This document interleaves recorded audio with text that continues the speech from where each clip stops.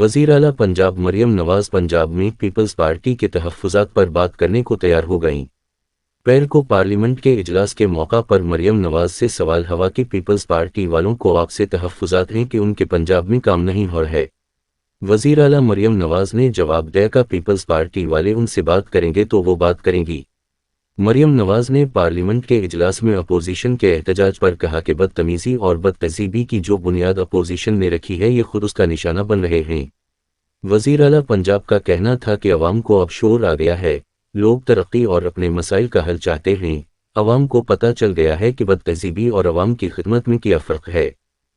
ذاتی و سیاسی مفاد ایک طرف رکھ کر قومی مفاد مقدم رکھیں، دریائے سندھ سے نہر نکالنے کے یک طرفہ فیصلے کی حمایت نہیں کر سکتا۔ صدر واضح رہے کہ پیر کو پارلیمنٹ کا مشترکہ اجلاس اسپیکر قومی اسمبلی سردار ایاز صادق کی سربراہی میں ہوا۔ اسپیکر قومی اسمبلی نے صدر آصف علی زرداری کو خطاب کی دعوت دی تو اپوزیشن نے شدید نعرے بازی اور شور شرابہ شروع کر دیا۔ قومی اسمبلی میں قائد حزب اختلاف عمر ایوب نے اپوزیشن ارکان سے نعرے لگوائے۔